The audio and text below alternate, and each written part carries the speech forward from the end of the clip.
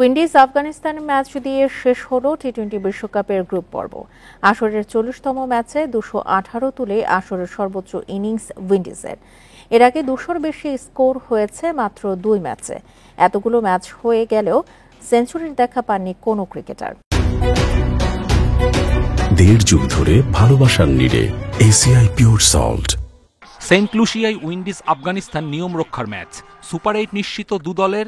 আইসিসির পূর্ব নির্ধারিত সিডিংস বিবেচনায় ম্যাচের ফলাফল নিয়ে মাথা ব্যথা ছিল না কোনো দলের।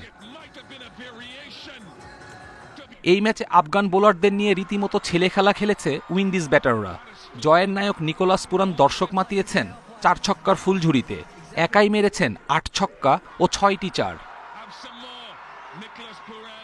98 করে আউট হয়ে রেকর্ড গড়েছেন পুরান। আন্তর্জাতিক টি-20তে উইন্ডিজের পক্ষে সবচেয়ে বেশি 128 ছয়ের মালিক তিনি। ছাড়িয়ে গেছেন ইউনিভার্স বস ক্রিস গেইলকে। তবে খুব কাছে গিয়েও সেঞ্চুরি মিসে আক্ষেপ থাকবে পুরানের। বিশ্বকাপে 40তম ম্যাচ শেষ হয়ে গেলেও ম্যাজিক ফিগার ছুঁতে পারেননি কেউ। আর 2 রান পেলে আসরের প্রথম সেঞ্চুরিয়ান বনে যেতেন বাঁহাতি এই ব্যাটার। রান বন্যার ম্যাচে 1 ওভারে 36 দিয়ে রেকর্ড বুকে আজমতুল্লাহ ওমরজাই।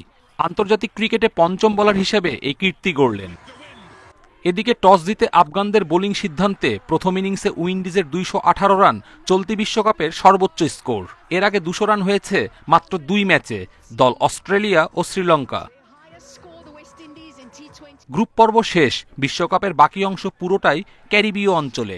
বাকি ম্যাচগুলোতে রানের দেখা না মিললে টি-20র বিনোদন থেকে সুবিধা বঞ্চিত থাকবে ক্রিকেট প্রেমীরা। কপিল পাল, ইন্ডিপেন্ডেন্ট নিউজ।